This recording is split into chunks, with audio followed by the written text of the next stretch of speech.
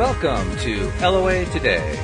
Walt Thiessen and life coach Cindie Chavez here on this Wednesday, November the 7th, 2018. It is 8 a.m. New York time. That's 5 a.m. Los Angeles time and 1 p.m. London time. And we are, in addition to recording the podcast, we are, of course, live streaming to the Law of Attraction Change My Life group on Facebook. So anyone who's tuning in on Facebook, we welcome you too.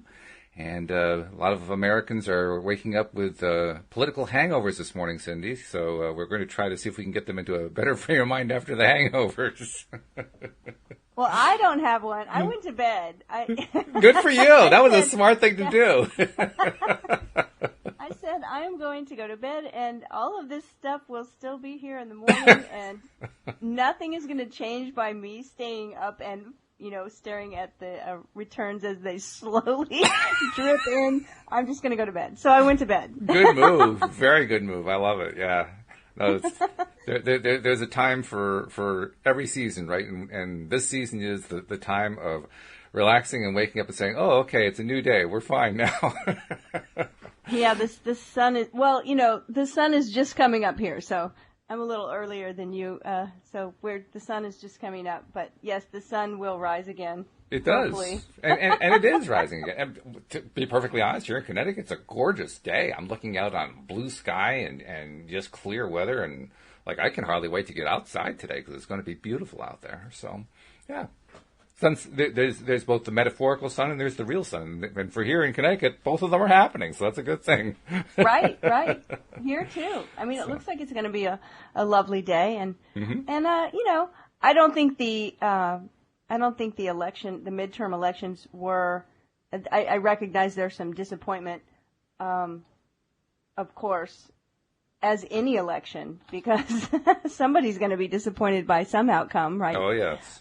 I don't think it was as big of a shock as 2016. I think we had a good idea going into it what we were going to see, and so not too much of a shock for so many. I think there's actually some health that comes out of it too. I mean, it's always hard to point at politics and find out what's the good stuff that's going on, but I think the healthy thing that's going on is now that there is a Democratic Congress with a Republican president, there's a check on each other, and yes, I always that's think, the thing. People always talk about gridlock, and I'm like, no, we want these things to move slowly. Yeah, absolutely. We want them to move slowly. When they move too fast, there's no, sometimes no stopping the train. So we need that check. That check's important. No, I'm with you on that. I'm with you. Yeah. So hey, it's all good. It is. We've been talking about using our sleep as a tool, so maybe that's the best thing anybody could have done.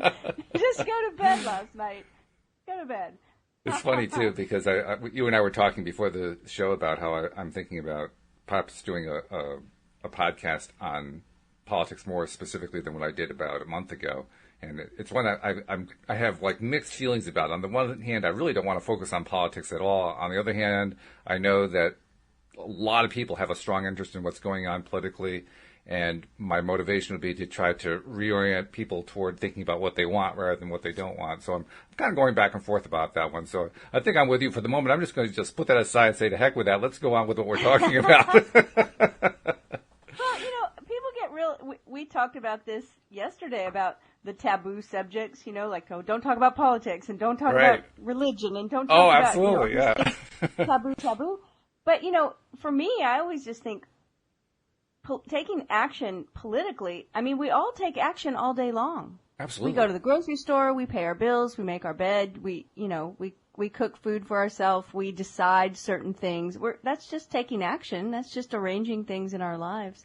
And so I don't see it as any different. It's just taking action to create a better world. And boy, when we can take that action and also be in alignment, that's got to be powerful. It is. So, and I add to that, focusing on what we want. I add to that the fact that we live in a world of contrast, and we have chosen to come to a world of contrast. There really isn't any better. There's no better example of contrast than the political world. I mean, talk about contrast. You're talking about full contrast. Right. Yeah. So lots of opportunity. See what amazing creators we are right from the beginning. We chose to come into a world of contrast, and look what we made. We are powerful beings. We certainly are. So we can continue that conversation with what we're talking about with Neville Goddard, because we are exploring chapter 2 of his book, Feeling is the Secret. And yesterday I noticed, I think you noticed it too, we often get like halfway through a chapter, and in this case, the chapter is like, one half the length of a normal chapter, and we're only 1/3 of the way through it. So either that means that we're becoming more particular about the details, or this is more dense than the other books. I haven't figured out which. Well, I don't know if it's that altogether. I know yesterday we also answered a really powerful question from a listener, Karen, and we spent a lot of time there, but I thought it was important, and I love it. If you have questions for us, please throw them out there. And Karen's question was a great question. I mean, that's a question that a lot of people have that they don't feel comfortable asking. But she asked a really tough question about what for many people is a tough subject. You want to attract the money into your life, and you need it soon, and how are you going to get it there? That's a big question for a lot of people. So thank you, Karen, for bringing that's that another one of those topics, right? We've got a whole list of them: politics, religion, money. That's right.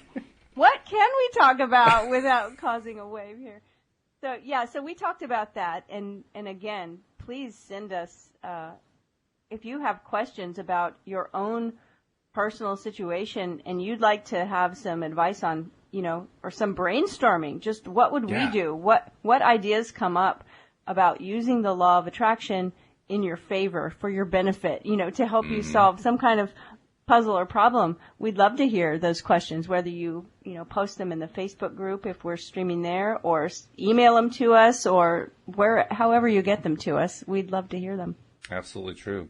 And before we get any further, I also want to remind people, you don't want to just send us the questions. You want to be listening so that you know when we're answering the questions. So become a subscriber if you're not yet a subscriber. Otherwise, you may not hear the answer if you're not subscribed. But no, seriously, in all seriousness, we want you to become subscribers. We want everyone. We want thousands, tens of thousands, hundreds of thousands of people to become subscribers. Because we are on a mission to spread Daily Dose of Happy to as many people as we can around the world. And you are currently listening, and if you're not yet a subscriber, then, now guess what? It's your turn. And fortunately, it's free. It doesn't cost you anything. Really easy to do. Most people these days know how to do it, but if you don't know, if you aren't really sure, we've set up easy links for you at loatoday.net's homepage. So just go to loatoday.net, and you'll be able to find links there. Also, if you're listening on the Facebook group, we have links in the description for this particular podcast post. So you can just go to the description, open up the More button, and you'll see links there for subscribing there as well. So please do become a subscriber. And then also for new subscribers and existing subscribers, please keep sharing the word on social media, your favorite social media channels, that you're listening to loatoday.net. And please do it every time that you're listening, because when you do that, you not only invoke the power of social media, you also invoke the power of the law of attraction to help more and more people come in and become part of our listener audience. So thank you for those of you who are doing it, and thank you for those of you who are about to do it. Yes, thank you in advance, and thank you to all of those listeners who are giving us a shout out there. It's been effective. Oh, yeah, it really has been. It's been great. So. And I always think it's an object lesson, too, that Walt, that you ask for this, because it's just an example that we need to ask for the things that we want. Yeah, absolutely. So many times we don't, right? So many times we don't. We meditate about it. We pray about it. We put it in our journal. We write it on our sheet of goals. And does anyone else know? Well, no, I haven't really mentioned it to anyone. It's like, well, mention it. Cindie, I've been doing this podcast for over 6 years now. For the first 4 years, I didn't mention it to anyone. I just didn't even say anything. If you found me, then you were great, But did I go out of my way to say, hey, let people know about this? No, I didn't do that except for the last couple of years. The last couple of years is when I started doing it. And guess what? Our listenership started taking off. Like, oh, duh. Well, right. Sometimes we're a little slow to learn the lessons. Oh, I'm telling you, what's crazy is when somebody that I'm coaching that's like 25 and has already, learned all these deep life lessons and says to me, well, I feel like a slow learner. I'm like, don't say that to me. Yeah, I hear you. I was talking to a really lovely person, and and I actually think they were 24, and they said that they had been in this terrible relationship and that they were now not in it anymore, and they were healing from some of the things that happened. And they said, I can't believe I'm such a slow learner. It took me 2 years to get out of that bad relationship. And I said, How old are you? 24. I said, I was in a terrible relationship for almost as long as you've been alive, so please don't tell me that you're sad you're a slow learner. Like, you're on hyperspeed. You're doing great. It's all relative to your experience. It's all relative. It's all good. It really It is. is all good, So, yeah. So I want to tell you something interesting. Now, let's see if I can find it. Because we've been talking about Neville, and this chapter has been about sleep. Right. And if you've been listening to some of our podcasts prior to that, where we were talking about this, one of the reasons why we decided to read this particular book, we were talking about sleeping and dreaming, and I had mentioned that I was going back to get back into my practice of lucid dreaming. Because there was something that Neville described that we both said right away, oh, that sounds like a lucid dream, what he's talking about. Right. And so I thought, I haven't been having a practice of lucid dreaming for a while because for me anyway, it's something I have to actually practice. It's not something that just happens. And so I decided to get back into that practice and use it as a tool for conscious creation. So I picked up this book, and it's called Mindful Dreaming by Claire Johnson. Okay. And I picked it up and I started reading it. Listen to this, what I read last night. Okay. It's talking about a meditation for lucid dreaming. And here's the line that I've highlighted. It says, as you set this intention, feel gratitude as if your wish has already been granted. Ooh. The gratitude makes you smile inside. Let the smile expand right up to the moment that you open your eyes, and keep this lucid inner smile with you as you go about your day and your life. And one of the things I had just written to my email list was about an inner smile that happens when you're imagining that you've already accomplished your goal. Mm-hmm. And I was like, what? Did this person read my note? Right first. But I thought that was really interesting. As you set this intention, feel gratitude as if your wish has already been granted. Yeah. That's a nice confirmation of Neville, because Neville has assumed the feeling of the wish fulfilled over and over and over. And now I'm getting it in other books. It's just cool. Popping out at me. What was the name of that book again? Who's the author? The author is Claire Johnson, Claire R. Johnson. Okay. And the book is called Mindful Dreaming. Mindful Dreaming. Okay. That's cool. And yeah, there are also quite a bit of good information just on her website. So, okay. There's so many resources everywhere for us, right? As conscious creators, especially these days. I mean, we live in the age of the internet. All this information at our fingers. I mean, it's just it's amazing. Really, it's fabulous. Thank you, Google. Okay, yes. Let's see. And everybody else who provides it too. So are you ready to dive in and see if we can finish up the second chapter today? Or at least get through the second third, maybe. So where we left off yesterday is we were talking about the last couple of lines we read were that you must be in the consciousness of being or having that which you want to be or to have before dropping off to sleep. So that's, meditating or focusing on the feeling of the wish fulfilled as you're dropping off to sleep. Mm-hmm. Once asleep, man has no freedom of choice. His entire slumber is dominated by his last waking concept of self. Right, yes. I would say that an interesting aside here, though, is that if you are practiced at lucid dreaming, you do have some freedom of choice because you're conscious while you're dreaming. In a lucid dream, your body is asleep, but your mind is conscious. And so you can sometimes make some choices in there. That's what makes this whole concept of lucid dreaming so interesting, because the premise is you can influence your dream. That's what makes it lucid, isn't it? As opposed to a dream that is vivid but not something that you feel like you have control over.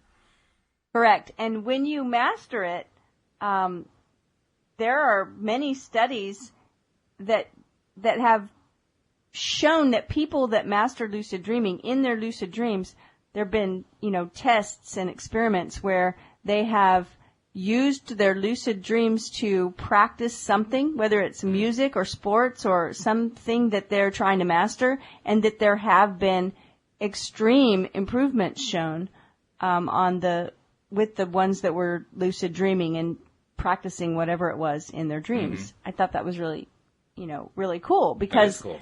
It's like if a third of your life is spent sleeping, like we were talking about yesterday, then wow, that's a lot of extra time that you can be conscious about creating. Of course, Abraham so that's why I want to use it. Well, yeah, I think it's a good idea. Abraham would, of course, say, don't do lucid dreaming, do lucid waking. But I like your idea better because I like to have the sleep. I think the sleep is useful. Right, exactly. All right, so Neville says, it follows, therefore, that he should always assume the feeling of accomplishment and satisfaction before he retires in sleep. He quotes a psalm here, "Come before me with singing and thanksgiving, enter into his gates with thanksgiving and into his courts with praise." I thought that was an interesting verse to throw in there. Yeah. But I guess he's just showing that I like the words he uses, accomplishment and satisfaction. Mm-hmm. Those are the feelings we want to tap into right as we're falling asleep. He says your mood prior to sleep defines your state of consciousness as you enter into the presence of your everlasting lover, the subconscious. Mm-hmm.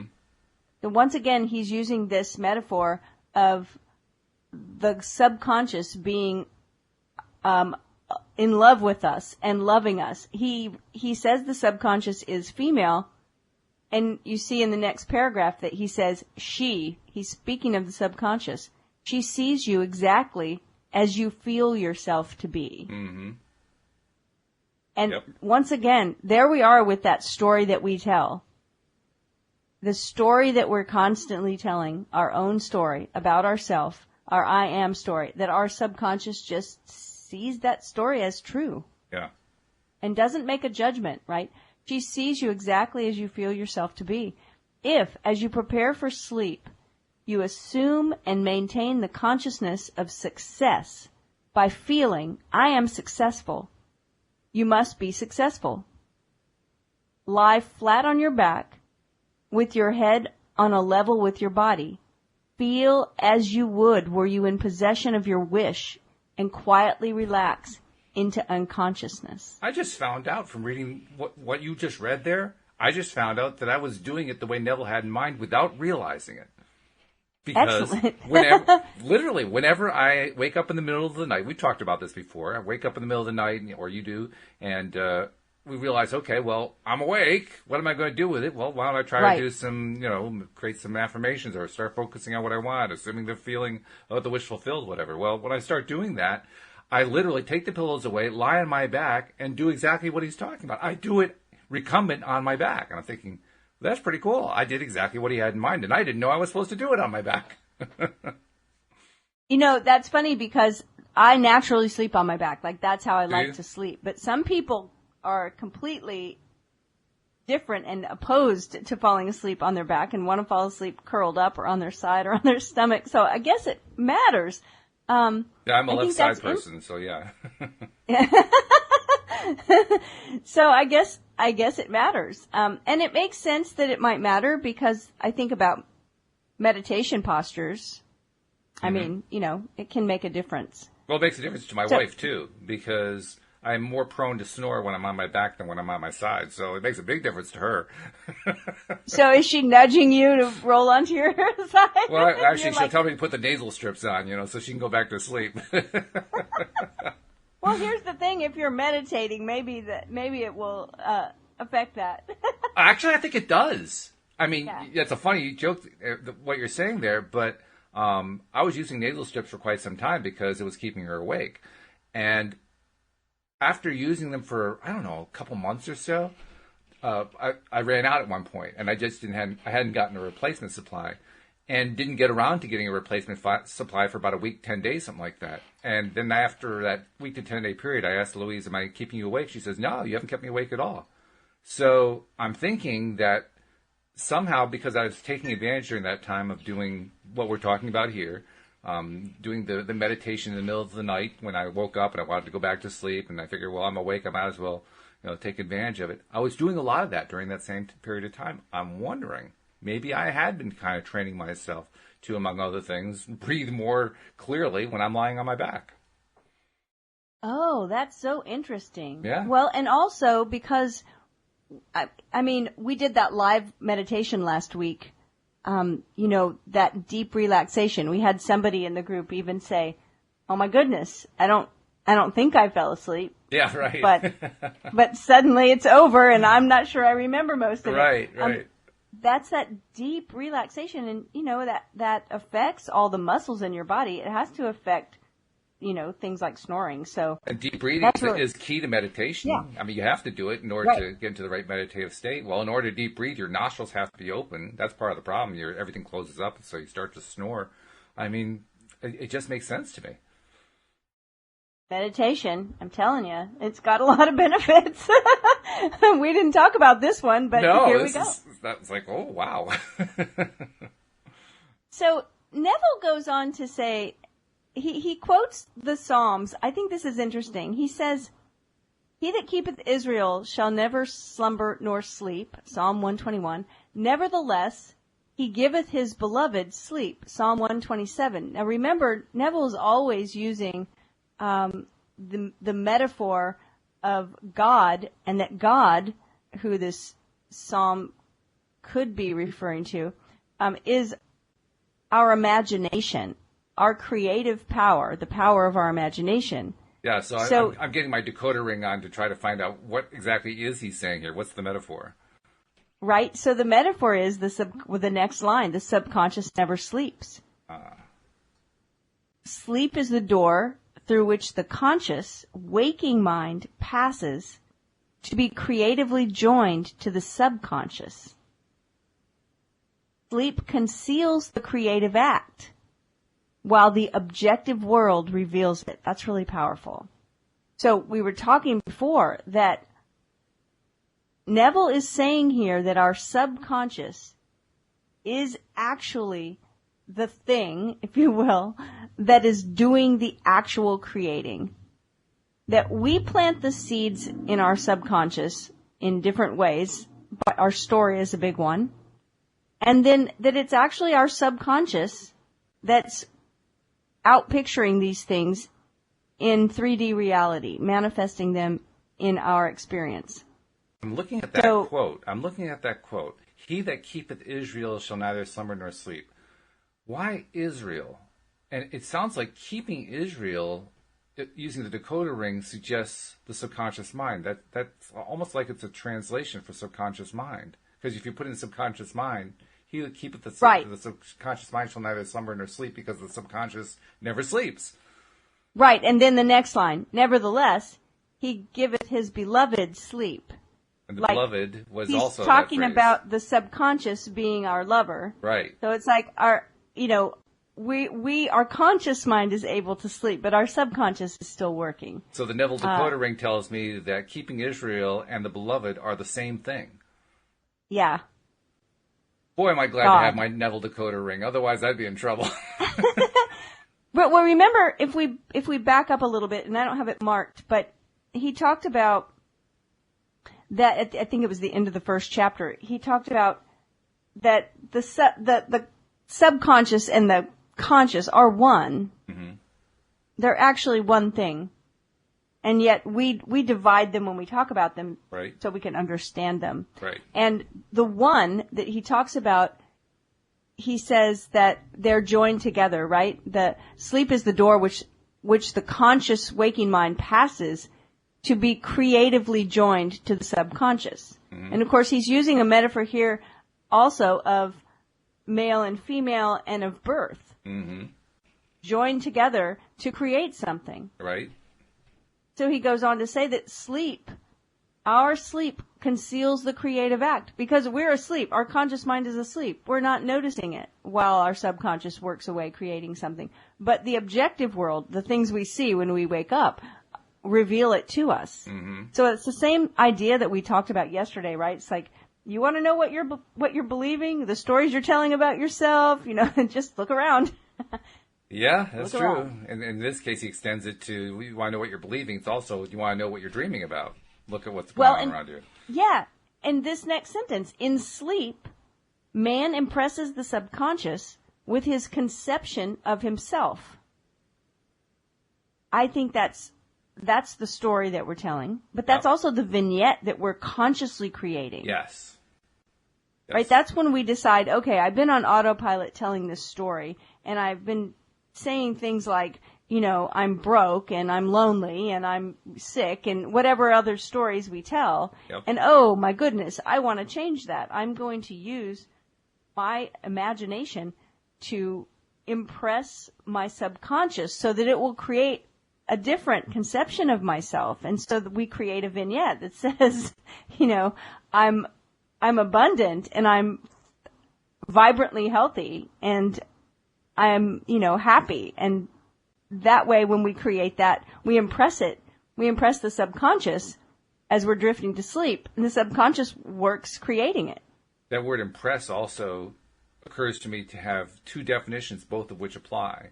Because the first one that comes to my mind is the one that I think he was immediately using was to impress is to make an impression.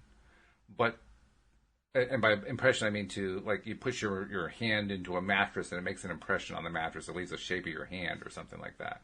Right. I was thinking of like molding clay. Molding clay, right. Yeah. But there's also the other kind of impressing, like impressing somebody else. Oh, like that's impressive. Yeah. and you know what? That also applies. Man impresses his subconscious with a conception of himself. Well, yeah, that's what he's doing, isn't he? Amazing. Yeah. I like that. So Neville goes on to say, what more beautiful description of this romance of the conscious and subconscious is there than told in the Song of Solomon?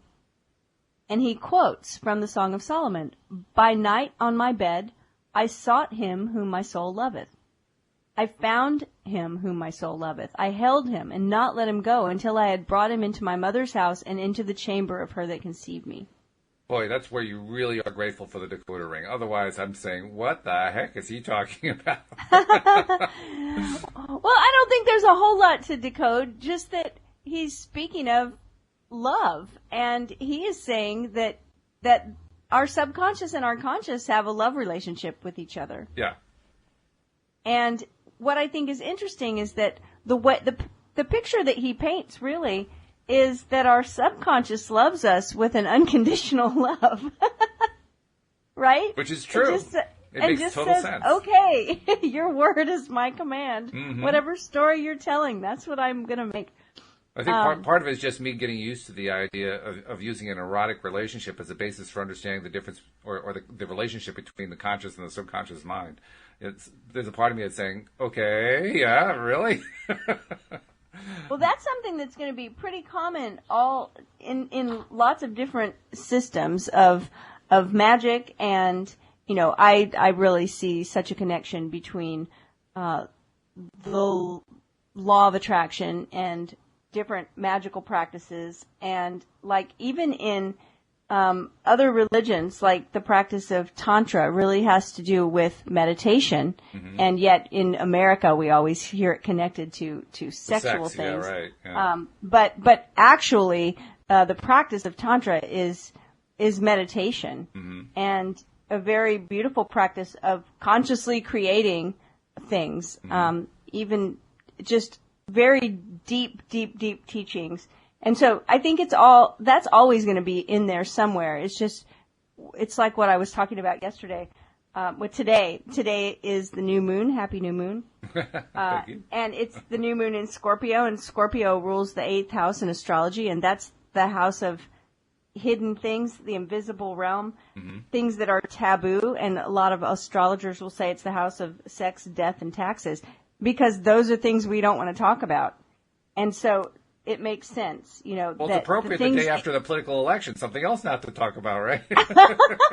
Well, in the ancient world, these things were considered sacred, and in our modern world, often they're considered taboo. So, I see that connection there. He's talking about creation in the same way that two lovers would create a child. But And it's a so, very strong metaphor for him, because this is not the first place that he introduces this. This is like entwined throughout a lot of his narrative. That's why correct. I'm just struck by that fact. I'm struck by the fact that for him, it's a really big deal to use that metaphor. Really big deal. So where do we stop here? By night, on your bed. Okay, so that's the quote. Right. Preparing to sleep, you feel yourself into the state of the answered wish, and then relax into unconsciousness.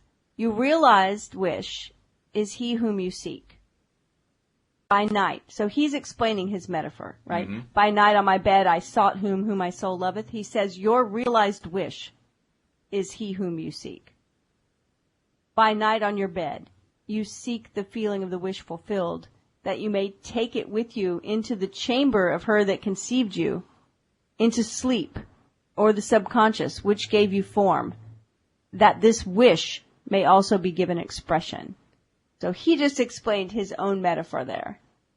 I just realized there's another piece of this metaphor that helps me understand why he's so wrapped up in it. Because, like I said, this is a big metaphor for him. He keeps repeating it and restating it in a number of different ways. One of the words that we use to associate with sex and with love and so forth, erotic love, is intimacy.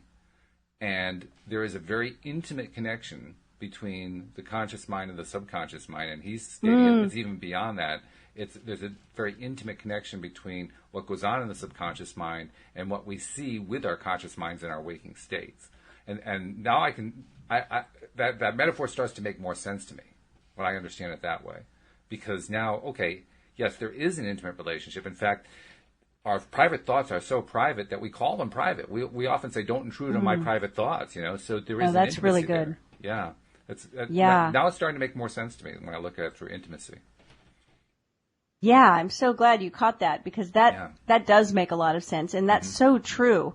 That's funny because that keeps coming up, the idea of things that we don't talk about, right? Yeah, right.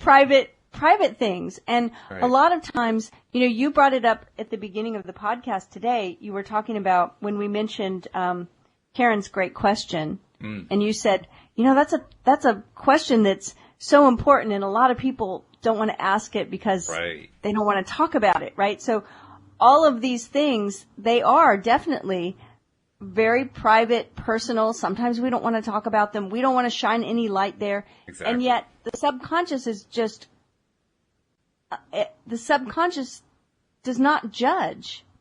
And I think it's really useful to think about that metaphor, that when we impress the subconscious, it's not like the subconscious is creating these uncomfortable things in our life because it hates us, right? Right. True.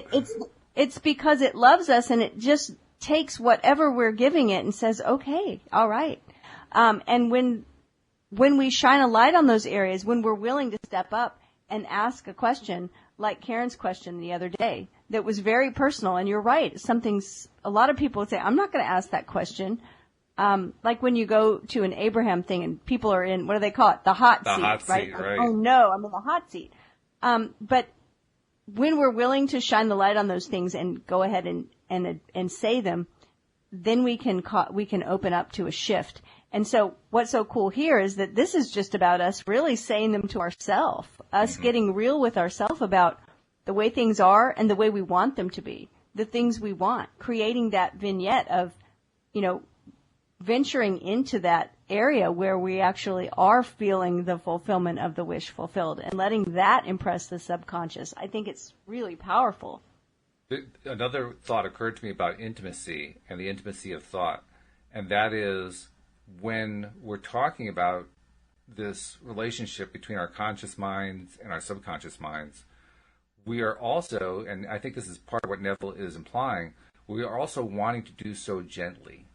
I mean, a good intimate relationship is a gentle relationship. Yes, very it's nice. A loving relationship. Right. We want to be loving toward ourselves when we do this. I think he's saying, among other things, don't be hard on yourself while you're doing this. This is a very gentle, loving, easy process. This is not a harsh process at all.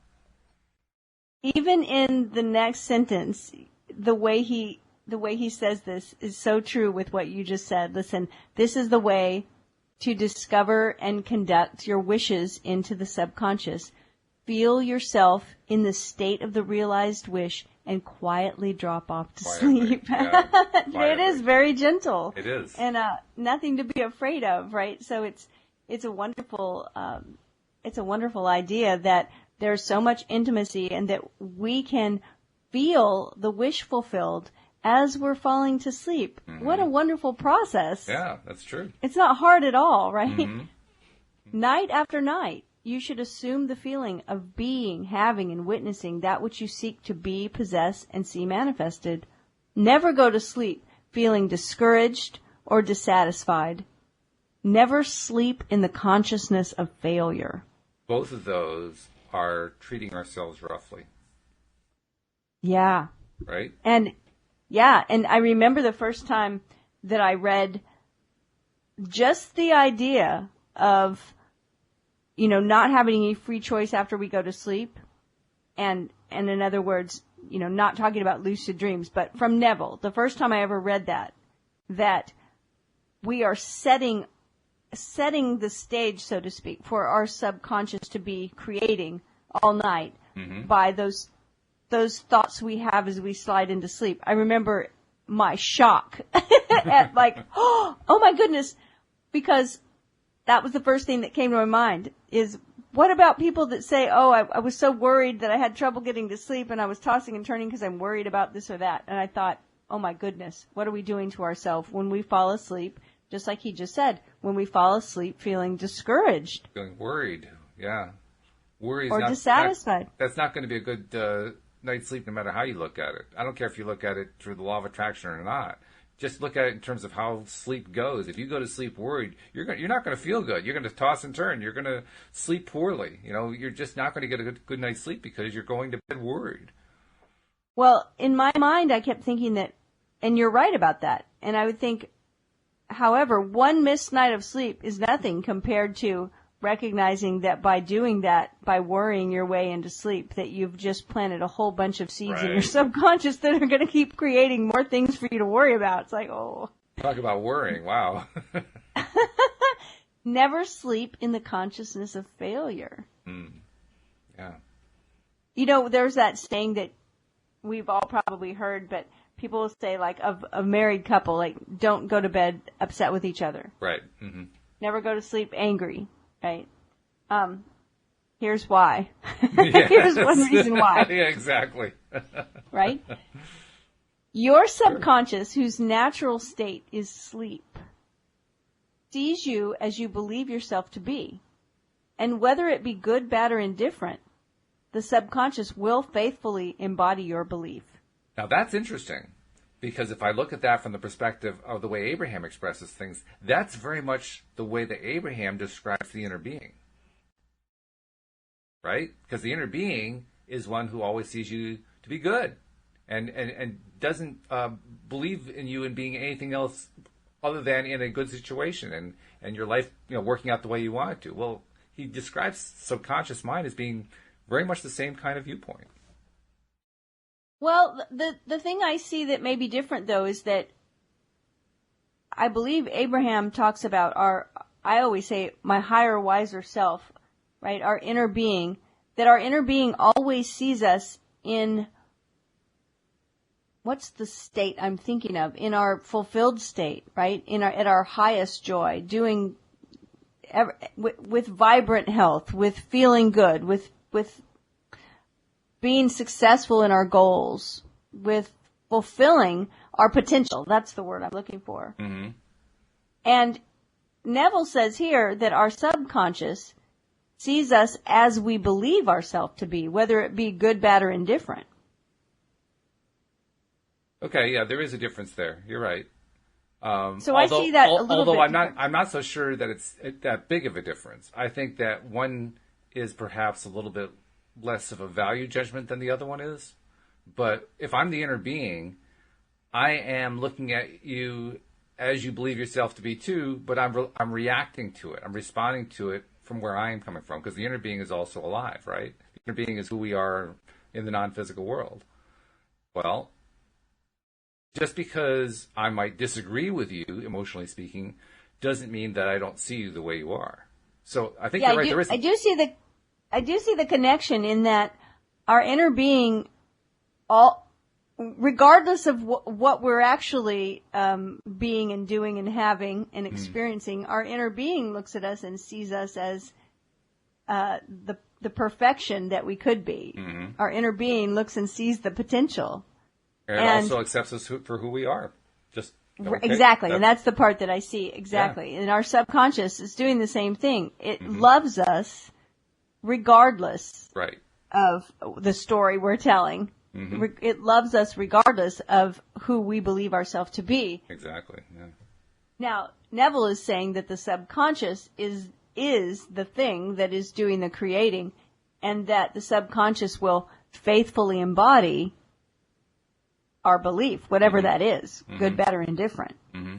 Faithfully create it.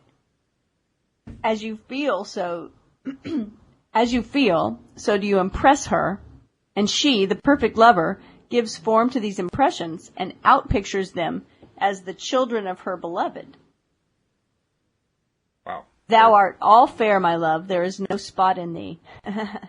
From the Song of Solomon. And that's interesting because that's exactly what we're just both saying, right? Is that exactly. Our inner being sees us as wonderful and perfect. Mm-hmm. Our subconscious says, I don't see any spot in you. I just create this exactly the way you're giving it to me. Mm-hmm. That's why this is on us.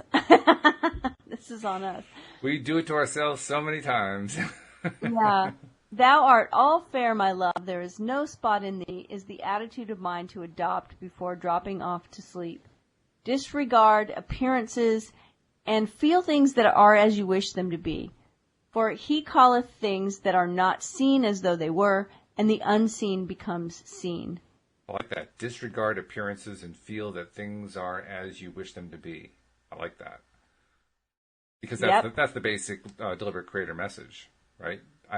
I'm not, if I don't like the way a certain thing is or the way things are in my life, I can choose to disregard them and start visualizing the way I want them to be so that they can become that. It's powerful. Right. I think that this is the whole idea that we have to train ourselves. Yes. We have to practice to be able to believe something that we're actually not really seeing with our eyes yet. Mm-hmm. Exactly. That's not, that doesn't happen easily usually. We need to practice. We need to stay with it. Mm-hmm.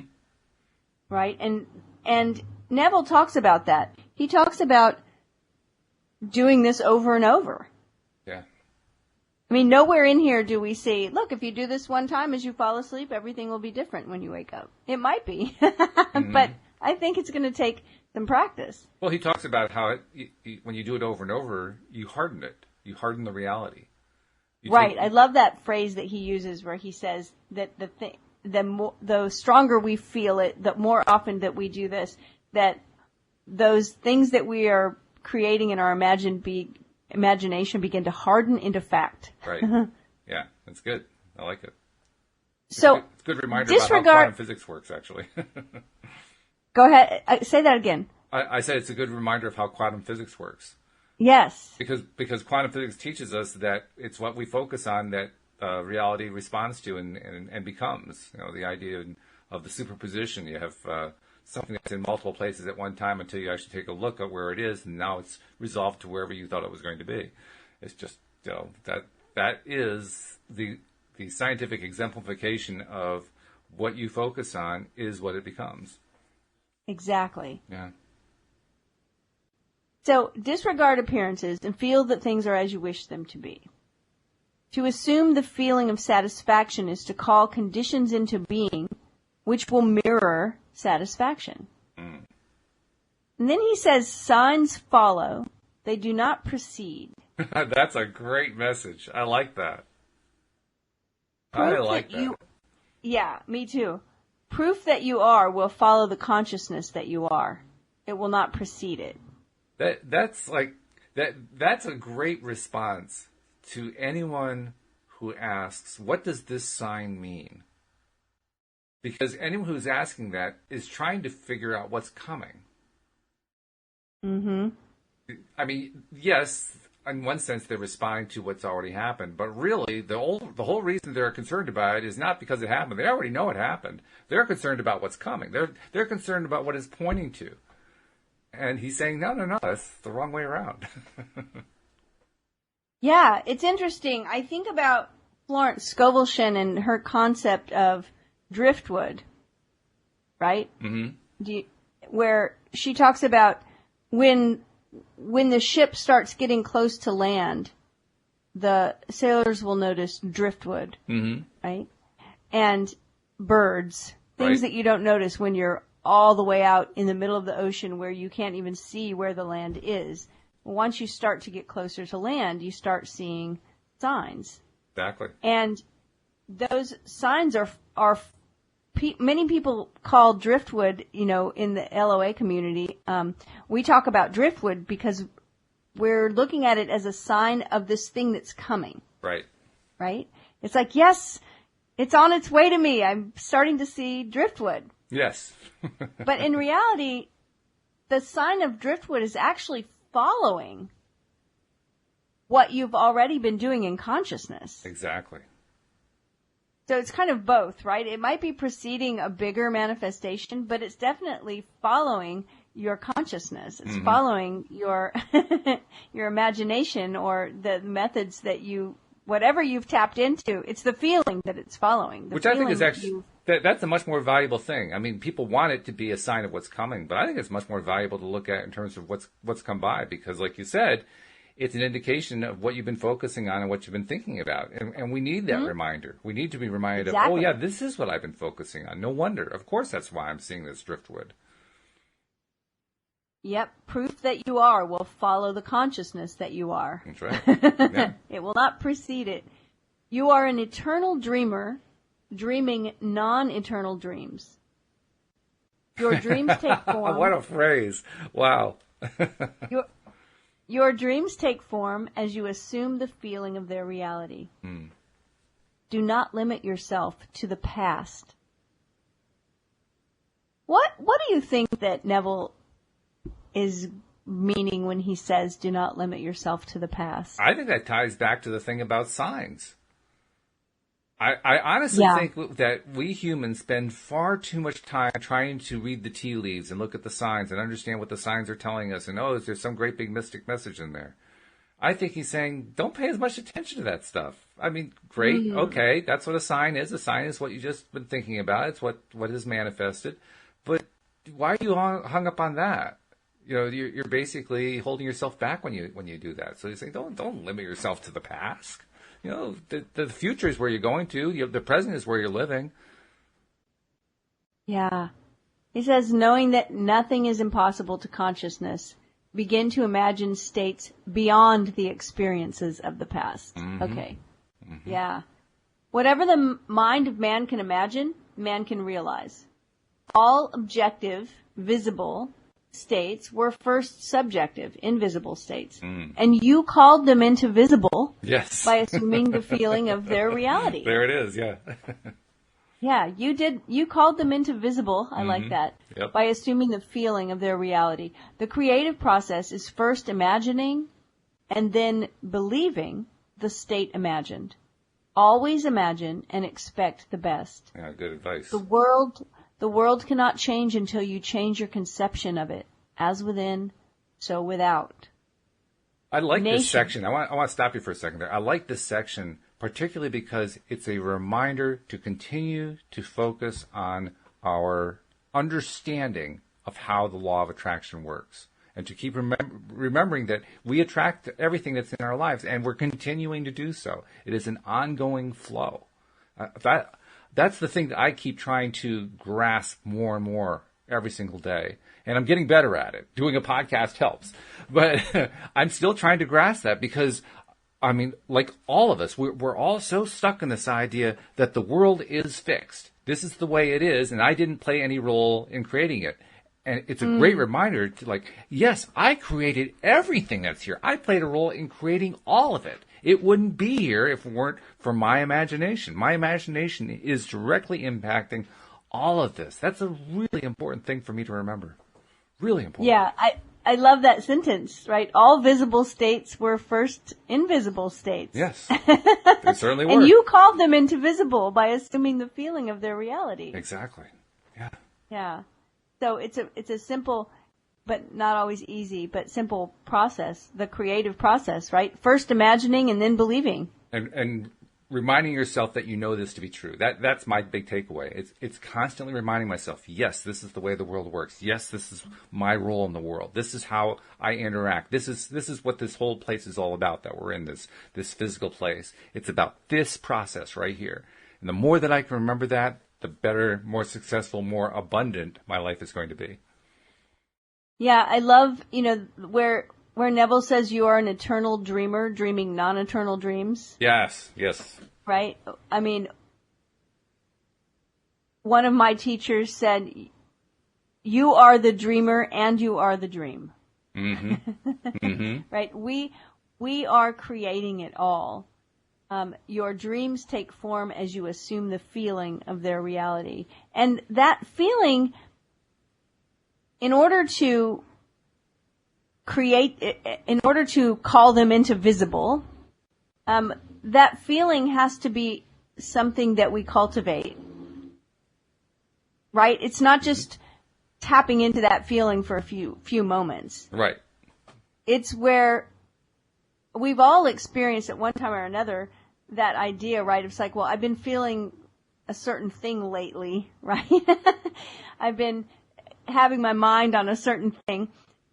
And it's not just fleeting. It's like sometimes it can be overwhelming, especially sometimes when we're worrying about something. Isn't it funny, too? We use that phrase. I've had my mind on a certain thing. We don't say it that way. We name what the certain thing is. But I've had my mind on a certain thing. You can bet 99 times out of 100 it's something you didn't want. That's why you're talking about it, right? But I have my mind on this certain thing. It's like hanging on. Maybe. I mean, I say that because as a writer and a creator, there are plenty of times when I have my mind on a certain thing, and it's not something I don't want. It's something I'm building in my mind because I'm going to create something. Well, that's true. So in other words, I've had my mind on a certain thing for the past week, and it's something that I'm probably going to put together and publish soon. So, but the point I'm making is that those ideas, those creative ideas, and I'm talking about them in a very practical sense right now, right? Like if has my mind on a certain design for a painting or an article I'm writing or something, often those thoughts are sort of with me all the time over a period of time as I'm planning it. So I'm thinking about the article when I'm cleaning the house. I'm thinking about the article when I'm driving the car. I'm thinking about the article when I'm doing other things. It's sort of this constant flow of thought. Yeah, I agree. And eventually that article becomes ink on paper and then gets published somewhere. Mm-hmm. Yeah, no, I agree completely. That's where I was trying to get to.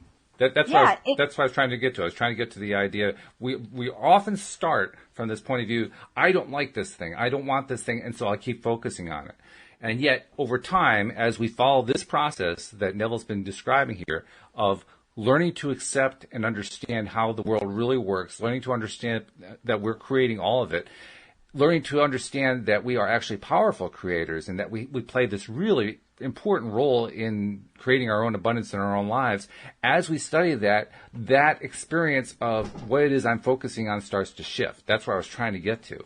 That just what you described it so beautifully, how you can be focusing on something that you really do like, that it's not something you don't want, it's something you do want. And you start creating it in your mind. And now, in that process, you are demonstrating to yourself and to reality, you are the deliberate creator. You're doing it intentionally. You're doing it consciously. And the more that you do that, the more successful you become at it. Right, and that's the common denominator that I was trying to get to, is that whether it's something we don't want or whether it's something we do want and we're working towards, it's that idea that this thought becomes something that's with us all the time. Yes. Instead of just, I spent 3 minutes today assuming the feeling of the wish fulfillment. Yeah, right. No, it's a thought that starts kind of overtaking us. when we get to that point, that's when I believe it starts to harden into reality. And it's when it's cool. It's when it's fun, because now all of a sudden you start to feel Right. it. You start to feel like, I'm getting this thing. I'm getting it. Yeah. I'm doing it. Yes. Exactly. And it is exciting like that. Sometimes that feeling is just like overwhelming to me because I know that it's on its way and I know that it's actually here already. I'm calling it into visible. I really love that. I just realized, too, that there's two meanings to the phrase they use. I said, well, I'm getting this thing, and getting it actually means receiving it. But it also means, in the vernacular, it means understanding it. I'm doing both. It's like I'm getting it. I'm receiving it, and I'm understanding. I'm grokking it. Right, exactly. Right. Oh, my. So I'm watching the clock because we're coming up on just a few minutes. Yeah, we got about 4 minutes left, but we'll go as far as we can. All right, so let's just read a couple more lines here and see what comes up for us. He says, the world cannot change until you change your conception of it. As within, so without. Nations as well as people are only what you believe them to be. No matter what the problem is, no matter where it is, no matter whom it concerns, you have no one to change but yourself. And you have neither opponent nor helper in bringing about the change within yourself. You have nothing to do but convince yourself of the truth of that which you desire to see manifested. That last sentence, he says, you have nothing to do but convince yourself of the truth. And I'm realizing, is it really convince myself, or is it allowing myself to believe? Which is it? And is there a difference? Maybe there's not a difference. But in my mind, there seems to be a difference, because I think convincing myself, that's almost where I have to effort it. I have to push myself to do it. Whereas if I just allow myself to believe it, then it's a different experience. But he chooses to say, convince yourself. And that's what makes me interested in that particular sentence. Why convince? I think we convince ourselves. You know, when we use that word convince, when we say, well, I'm convinced, right? I'm convinced of whatever. It doesn't matter. We're sure. We're convinced. We're certain, right? And I think we convince ourselves by giving ourselves permission, like you said, by allowing ourselves. Because we could also be talked into it. I'm not sure what that means either, but we could be talked into it. It's almost like we've been out-argued or something. But, you know, I don't know if somebody talks us into something, we may still not feel convinced. True. Right? We might say, well, they talked me into this, but I don't know. You do it I half-heartedly. don't know if I believe it. Yeah. At some point, I recognize that I get to choose what I believe. And it was like a big aha moment for me. Yeah. I was like, oh, I can just say, you know what? I just choose to believe this. Easy peasy. Which is pretty wild when you think about it. You can just choose to believe something. It doesn't have to be something you've talked yourself into. It doesn't have to be something that somebody else convinced you of. You can just choose it. Yep. Just randomly choose. Okay, I choose that. Okay, it's all yours. It is wild stuff. No doubt about it. Yeah. Yeah. We don't have to believe it just because that's what we were taught our whole life. We can just choose to believe it because we want to. And that means we can change our belief anytime we want to. And that's the real empowering part. Right. Exactly. That's it right there. Because once you have the power to change your belief, you got the power to do anything. That's right. So you have nothing to do. But why do I have always all these things to do then? No, I'm kidding. You have nothing to do but convince yourself of the truth of that which you desire to see manifested. That's all of our assignment for today. There you go. That's good. Well, actually, we have one more assignment. I have an assignment for you. I need you to tell people how to reach Cindie Chavez in case the discussion that's been wonderful here is not quite enough and they need to have a little more personal attention. How do they reach you?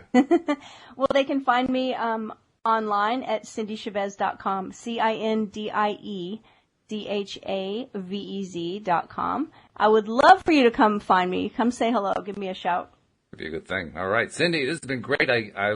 I'm glad that we get to do this again on Wednesday. Wednesday we get to do it twice, so I look forward to continuing Chapter 2 later on this afternoon. Yeah, I'll be back this afternoon. Good. Wonderful. I will as well. We hope that you'll join us as well later this afternoon and every time here on Elevate Today. Goodbye, everybody. Bye, everyone.